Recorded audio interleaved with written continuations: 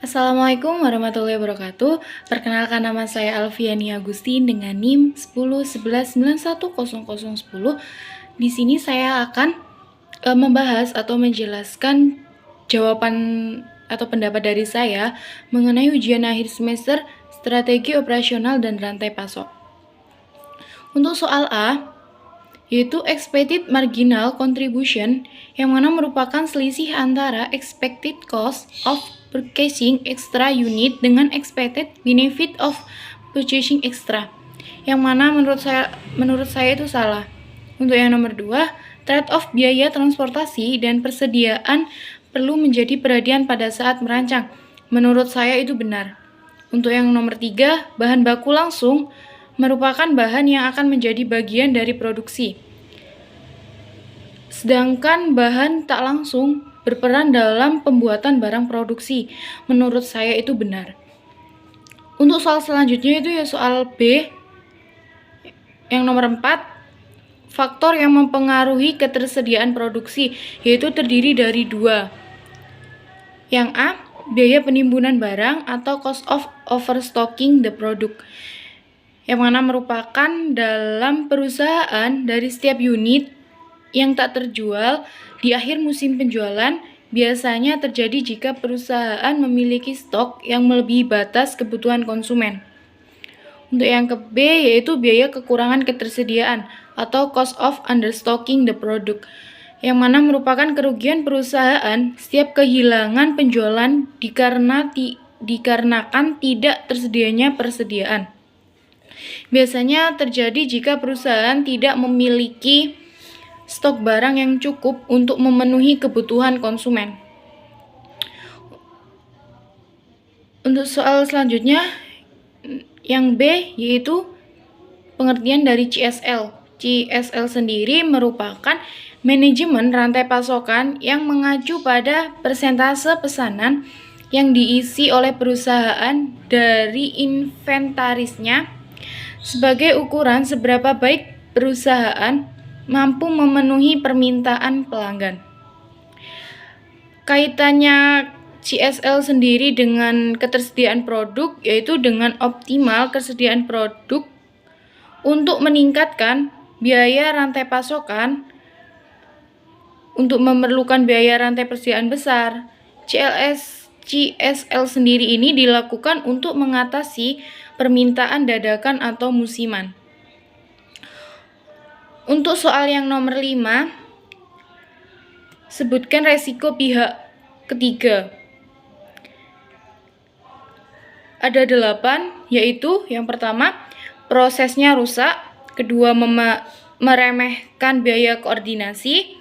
Yang ketiga, mengurangi kontak pelanggan atau pemasok. Yang keempat, hilangnya kemampuan internal dan pertumbuhan kekuatan pihak ketiga. Yang kelima, kebocoran data dan informasi yang sensitif.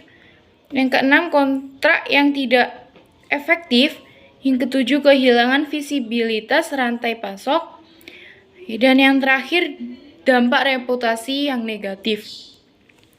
Untuk soal yang ke B, yaitu cara mengatasinya. Terdapat beberapa langkah yang dilakukan untuk melakukan mitigasi ini. Untuk yang pertama ada acceptance, yaitu menerima resiko tersebut. Yang kedua, avoidance, yaitu menghindari resiko tersebut. Yang ketiga, limitation, yaitu meminimalisasi dampak resiko yang terjadi. Dan yang terakhir, keempat, transference, yaitu membagi dampak resiko dengan pihak ketiga. Untuk soal yang nomor 6, yaitu yang A, pengertian dari CRM, SCM, SRM, dan TMF. Ini saya akan jelaskan satu persatu.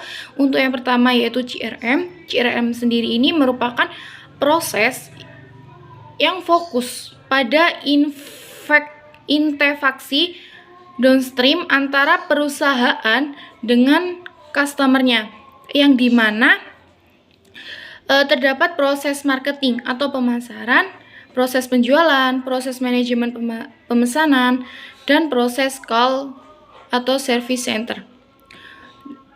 Yang kedua ini ada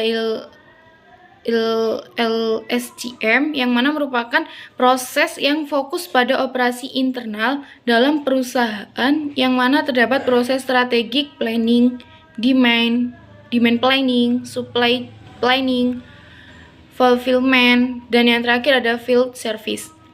Terus selanjutnya yaitu SRM yang mana proses yang fokus pada interaksi upstream antara perusahaan dengan supplier.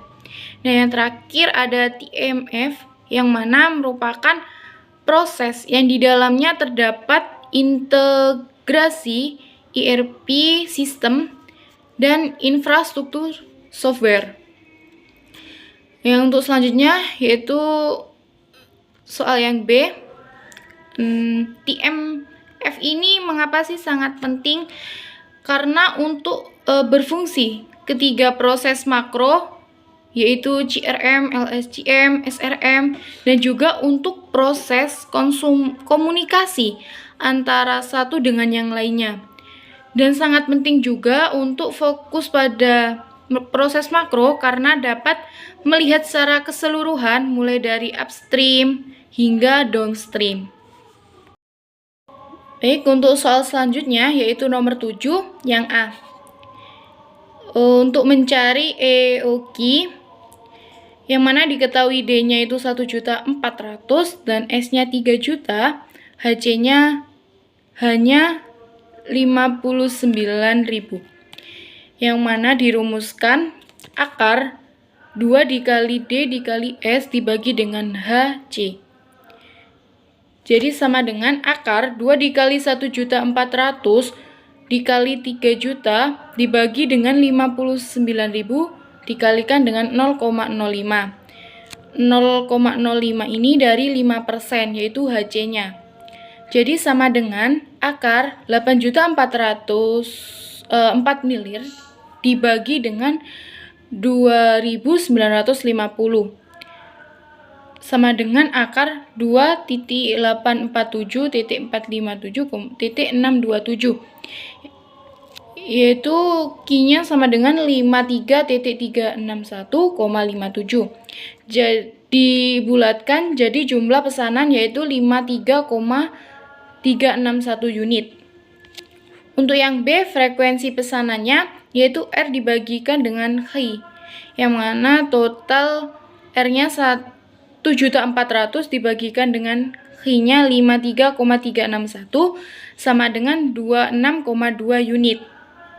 Untuk soal yang nomor 8, yang A, itu mencari safety inventory, yang mana diketahui D-nya 2.500, alfanya diketahui dengan 2, S-nya diketahui 60%, didesimalkan menjadi 0,6, dijawab S sama dengan D dikalikan dengan 2 ditambah S dikalikan 2 dikalikan D.